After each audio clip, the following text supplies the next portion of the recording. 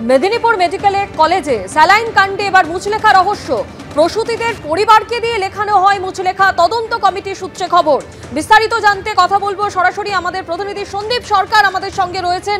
সন্দীপ, এই তদন্ত কমিটি সূত্রে যে খবর জানা যাচ্ছে যে প্রসূতির পরিবারকে দিয়ে যে মুচলেখা লেখানো হয়েছে তাতে ঠিক কি বলানো হয়েছে? দেখো, এই মুচলেখা ঘিরে কিন্তু রহস্য দানা বেঁধেছে। এই মুচলেখা সচরাচর লেখানো হয় না। হাসপাতালে রোগীরা ভর্তি হলে চিকিৎসকেরা তাদের চিকিৎসা সংক্রান্ত খুঁটিনাটি বিষয়গুলি তারা অনেক ক্ষেত্রেই তারা সই করিয়ে নিয়ে থাকেন, রোগীর পরিবারকে দিয়ে মুচলেখা লেখান। কিন্তু তার একটা নির্দিষ্ট ফরম্যাট থাকে, নির্দিষ্ট বয়ান থাকে। যে চিকিৎসা করা হচ্ছে সেই চিকিৎসা সম্পর্কে রোগীর পরিবার সম্যক ওয়াকিবহাল, সব জেনে শুনে তারা এই সিদ্ধান্ত নিচ্ছেন, এই মর্মে কিন্তু একটা বয়ান থাকে যাতে সই করানো হয়। কিন্তু মেদিনীপুর মেডিকেল কলেজ হাসপাতালে এই 5 প্রসূতির থেকে তাদের যে বেড হেড টিকিট মানে তাদের চিকিৎসা সংক্রান্ত বিষয় বিস্তারিত যে টিকিটে লেখা রয়েছে, রোগীর বিস্তারিত কি কি হচ্ছে তাদের সেটা যেখানে লেখা রয়েছে, তার মধ্যে রোগীদের দিয়ে মুচলেখায় সই করানো হয়েছিল। যেটা এখনো পর্যন্ত আমরা তদন্ত কমিটি সূত্রে জানতে পারছি যে এই মুচলেখার বয়ান ছিল এই রকম যে ডাক্তারবাবুর থেকে জানলাম অপারেশনের সময় কোনো স্যালাইন বা ইঞ্জেকশনের জন্য রোগী শকে চলে গেছে, যার কারণে রোগীর প্রস্রাব কম হচ্ছে এবং অত্যাধিক রক্তক্ষরণ হতে পারে এবং রোগীর জীবনহানিও হতে পারে। সব কিছু জেনেও চিকিৎসার অনুমতি দিলাম, এই বলে স্যালাইনের ব্যাচ নম্বর নিচে উল্লেখ করা হয়েছে। রিঙ্গাল ল্যাক্টেট স্যালাইনের ব্যাচ নাম্বার নিচে লেখা হয়েছে। তারপরে তাতে সই করানো হয়েছে ওই 5 প্রসূতির পরিবারের সদস্যদের দিয়ে। এই মুচলেখাকে ঘিরেই কিন্তু রহস্য দানা বেঁধেছে। যারা তদন্ত কমিটির সদস্যরা, তাদের মধ্যেও প্রশ্ন জেগেছে যে এ ধরনের মুচলেখা কেন লেখানো হলো।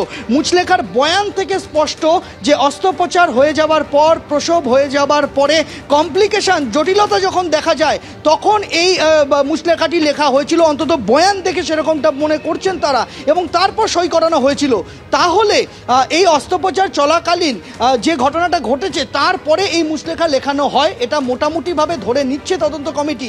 কেন এই মুচলেখা তা নিয়ে কিন্তু রহস্য দানা বেঁধেছে তদন্ত কমিটি। যেরকম এই রিঙ্গাল ল্যাক্টেট স্যালাইনের ভূমিকা এই গোটা কাণ্ডে, তা যেমন তাদের স্ক্যানারে রেখেছেন।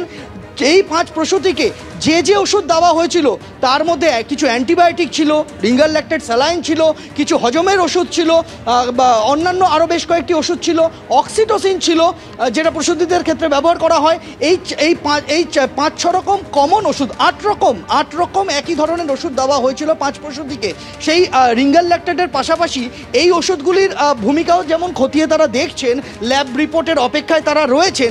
তার পাশাপাশি তদন্ত করে দেখাও হচ্ছে যে এই মুচলেখা কে লেখালেন, কারা লেখালেন, কেন লেখালেন, কোনো অভিসন্ধি নিয়ে কি এটা করা হয়েছিল, এবং এই মুচলেখা লেখানোর পিছনে উদ্দেশ্যটা কি, এর খোঁজ কিন্তু শুরু করেছেন তদন্তকারীরা। আমরা জানি আজ তদন্ত কমিটির বৈঠক শুরু হবে আর কিছুক্ষণ পর, এবং আজকেই বিকালের পর হয়তো একটা তদন্ত রিপোর্ট স্বাস্থ্য ভবনে জমা পড়তে চলেছে।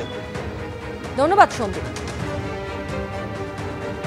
আগামীকাল মকর সংক্রান্তি। ভাগীরথী, মুড়িগঙ্গা, বটতলা নদী আর বঙ্গোপসাগরে ঘেরা গঙ্গাসাগরে ভিড় জমতে শুরু করেছে। ভিন রাজ্য থেকেও এসেছেন পুণ্যার্থীরা। গঙ্গাসাগর মেলা প্রাঙ্গণে উপচে পড়ছে ভিড়। যত সেই মহেন্দ্রক্ষণ এগিয়ে আসছে ততই কিন্তু পুণ্যার্থীদের ভিড় জমতে শুরু করেছে। ক্যামেরাম্যান প্রবীর সামন্তকে বলবো সেই ছবি দেখাতে।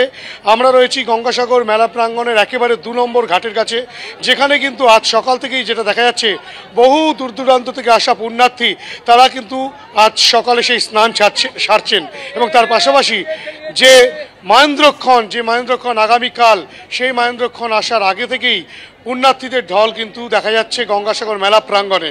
শুধু তাই নয়, এই মেলা যাতে সুষ্ঠুভাবে হয় সে কারণে কিন্তু প্রশাসনের তরফ থেকে সমস্ত রকমের ব্যবস্থা করে রাখা হয়েছে। কোথাও সিসিটিভি ক্যামেরার ব্যবস্থা করা হয়েছে, কোথাও সিভিল ডিফেন্সের লোক রাখা হয়েছে, কোথাও পুলিশ রয়েছে, এবং বিভিন্ন জায়গায় কিন্তু রীতিমতো প্রশাসনের তরফ থেকে প্রস্তুতি সম্পূর্ণ করে রাখা রয়েছে।